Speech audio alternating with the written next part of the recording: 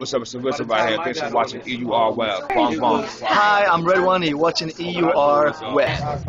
We're here for the BMI I Wrote That Song panel, and we're just excited to be with such great artists and around such great people in the songwriting world. For us as songwriters, we take a lot of pride in writing songs. It's definitely the most important thing to us, what we do, and we're just happy to be here today. Glad to be a part of it. Yeah. What was the primary message you hope to get across?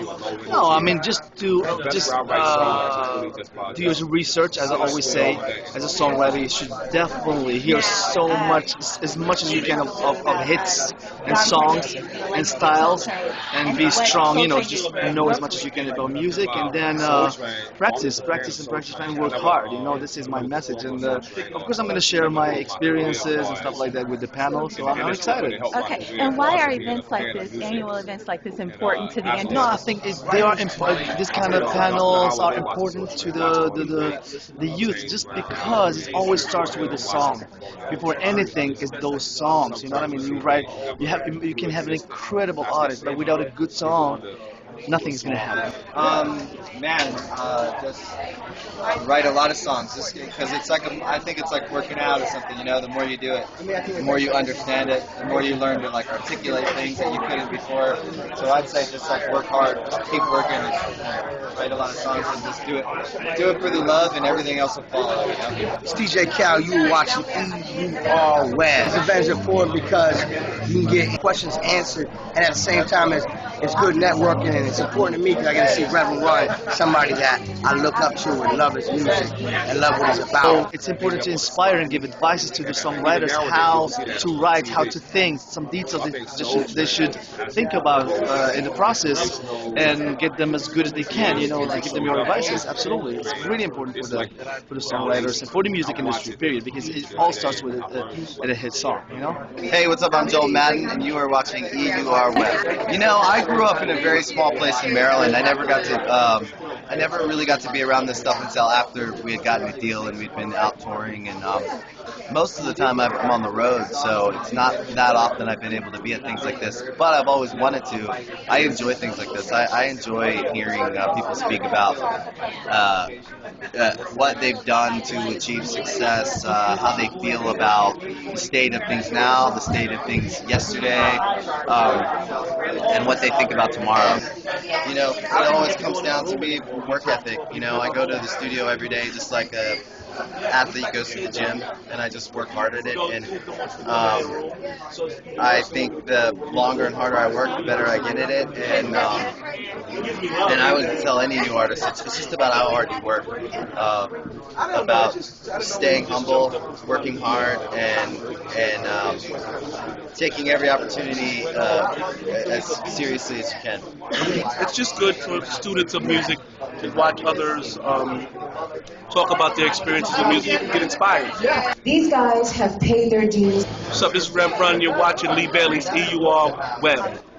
This man changed the game of hip-hop in this 80s with my Adidas. Ladies and gentlemen, please give it up for the most iconic person we've had on the stage, RedOne, ladies and gentlemen.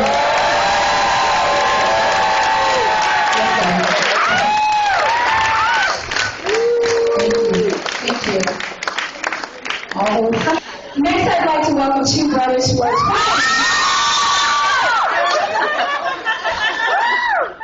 ladies and gentlemen, give it up for my brother, DJ Khaled. So again, let's please give a resounding round of applause for all of our panelists.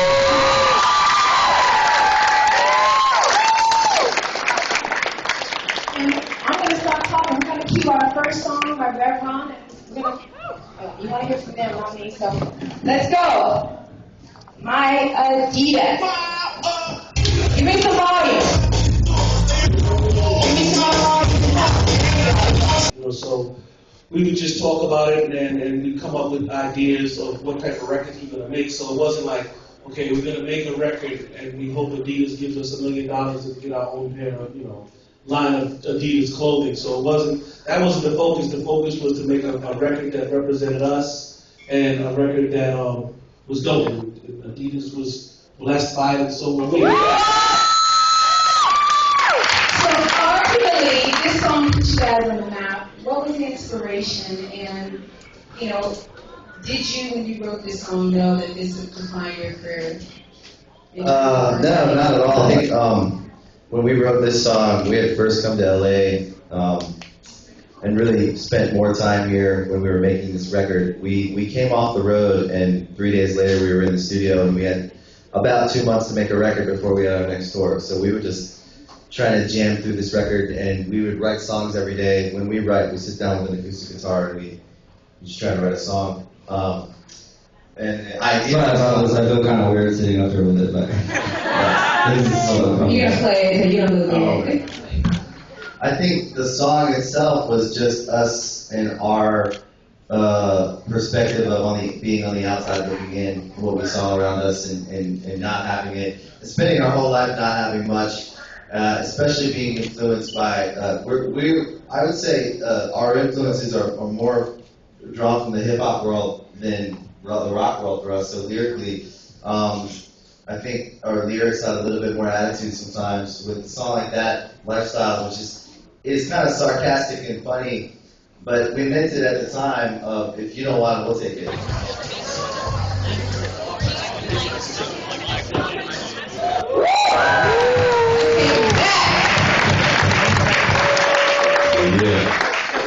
Wu-Tang to me is undeniably the unsung group, team of the millennium.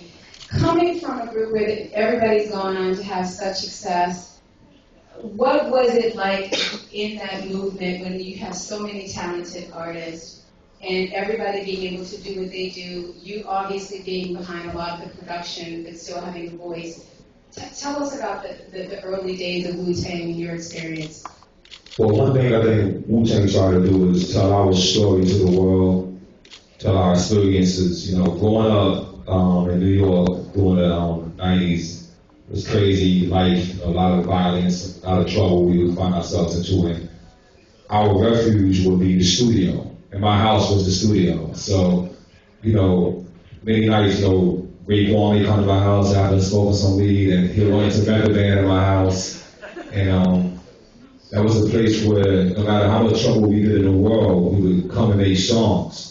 I believe during the first album, 36 Chambers, it was more like that was all of our homies in the neighborhood finding a place to escape the hells of the neighborhood, and we recorded songs. So when Method Man made the song M-E-T-H-O-D Man, we call weed Method in my neighborhood. And he smokes more weed than anybody we ever knew. And he comes to my house and, I got this one, I'm the M-E-T-H-O-D Man. I was like, yeah, I got this crazy beat I was working on, and I threw it on, and he just went berserk on it, you know what I mean? A lot of our songs was made like that, from hanging out all day, even from going from a shootout and ending up in the crib and writing about it or expressing ourselves. I think our main thing in the early days was really to change our lives, I think if hip hop wasn't there, and we dreamed of being people like Run DMC, Big Daddy Kane and Rakim, we dreamed of being that because they had, the luxury and the money, and we had to work, do negative things for it. We always wanted to find a positive way to do it. And when we got a chance to express ourselves through music, we actually found a way to stop being trouble to the world, and found a way to communicate back to the world through song and music, so they could recognize that they're not the only ones going through the struggle. You know what I mean? And that was the foundation of Wu-Tang, a way to get that energy out without causing trouble.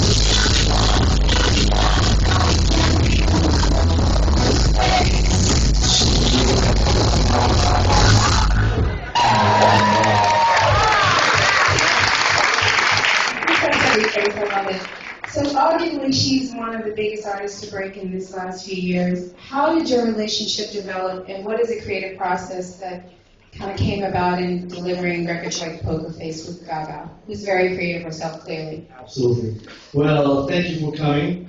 Absolutely. And I'm so honored being in this panel with so many legends, living legends, you know. And the thing was, the whole Gaga thing is just an amazing one thing, you know, once in a lifetime kind of thing, you know. And I always dreamed, especially I had some friends who 10 years before Gaga happened broke Britney Spears, you know.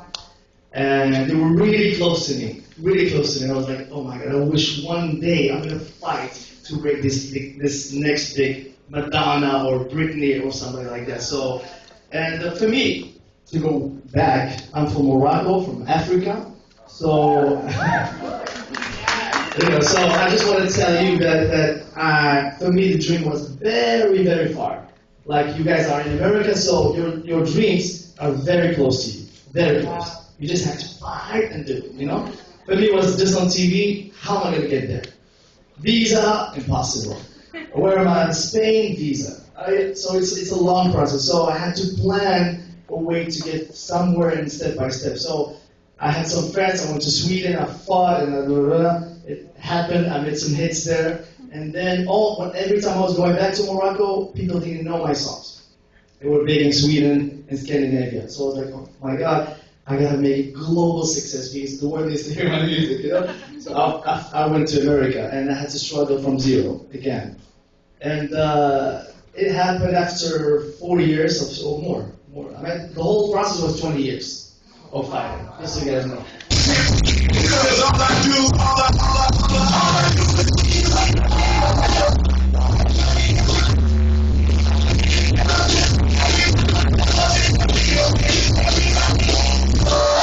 Okay, y'all got it.